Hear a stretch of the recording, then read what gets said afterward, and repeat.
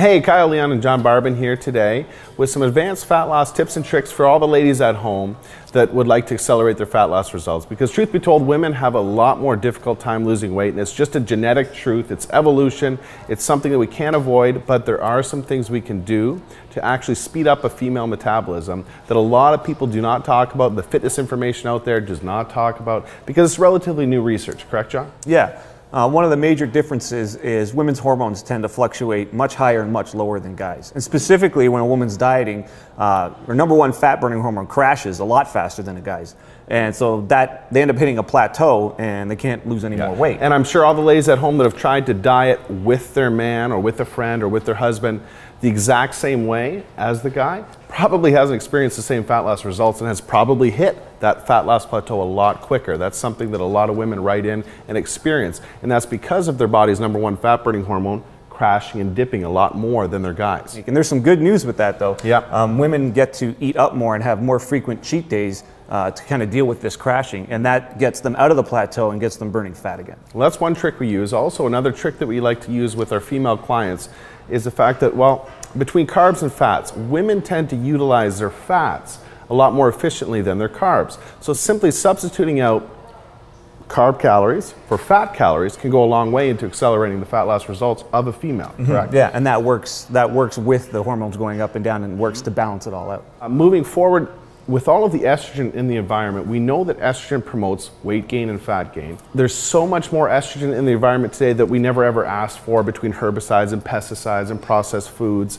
We have to do what we can to avoid, guys and girls, but specifically women, we don't want their estrogen levels any higher than they have to be at this point. And so one of the things you can do there is remove any extra estrogen promoting foods from your diet that don't need to be there. And one of the major ones is soy, and soy shows up all different ways, like edamame, tofu, even soy proteins. Your Starbucks, your soy lattes, it just goes on. Yeah, it's an option that keeps showing up, and you just don't need that with all the extra estrogen that you can't get rid of that's coming in from the environment. So one simple thing you can do is substitute those forms of soy out for other things like whey protein or different protein sources. That's a very, very easy fix. Eliminating some of these estrogen promoting foods from the diet can go a long way into just, accelerating the fat loss results by itself, period. Yep. I think those are some cool little nutrition tips that a lot of viewers at home probably aren't really aware of. And I know that there's some training stuff that we should talk about as well. Do you want to do that? Yeah, for sure.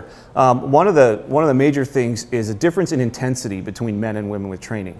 Women seem to do better with moderate training levels, both with their weight training and their cardio. So guys, on the other hand, can go much more intense with training, but then can go much lower intensity with cardios. So it's sort of like guys go to the extremes, but women tend to work better and burn more fat when they stay in the moderate intensities for both their weight training and their cardio. What about length of a workout? Is there any genetic difference that we found to be more beneficial for a female trying to lose fat compared to a man? Or is it more just the intensity? I think the intensity is most important. Now that intensity works itself into the length of the workout, but women can actually train longer than men if they want to, but it's the intensity that's more important. Okay, gotcha. Moving forward, we know that there's some exercises that women just do not need to do. They just don't need to do them. They're probably the least favorable exercise for fat loss anyway. Yeah, and well, I think, number one is the Olympic lifts. I see a lot of trainers nowadays training people in the Olympic lifts, things like a clean and jerk, a push press overhead, really ballistic stuff that ends up building up the trapezius, like creates a thick neck look and like big, they don't need to be doing big shoulders. They don't need to they don't need to be doing deadlifts. I don't recommend deadlifts for them. Olympic lifts, shrugs. Yeah. Anything of that nature, the heavy compounding movements are not usually necessary. No, it's not going to give you a balanced look. It's going to give you an overly thick upper body look, kind of like a male bodybuilder.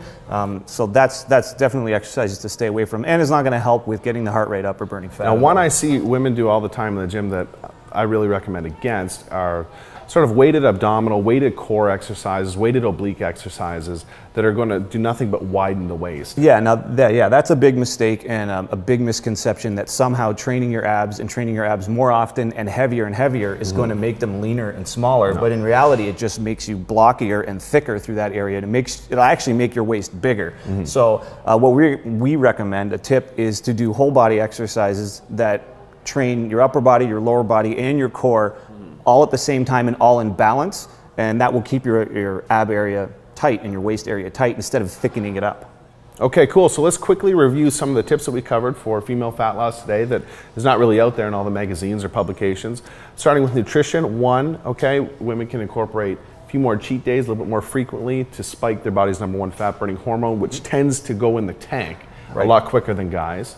Number two, substitute some of your carbohydrate calories out for and put in fat calories. That's a big one. That'll help balance your hormones and you'll be more efficient at burning fat that way. And thirdly, it's a good idea to avoid any more estrogen promoting foods and compounds that aren't really necessary. We get enough of it in the environment as it is. Estrogen makes fat loss more difficult.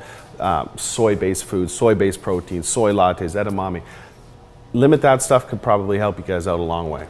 And then for the exercise tips, number one, stay away from the Olympic lifts, shrugs, deadlifts, and high pulls, those sort of things. It'll give you kind of a thick neck and upper body look. Number two, exercise intensity. You can be moderate with your weights and moderate with your cardio instead of on the extremes. And number three, stay away from weighted core exercises that'll just make your waist thicker and blockier. Very cool. I hope that that helped all the ladies out at home. And for any further fat loss information and ways to enhance and boost the female metabolism, definitely check out venusfactorfatloss.com.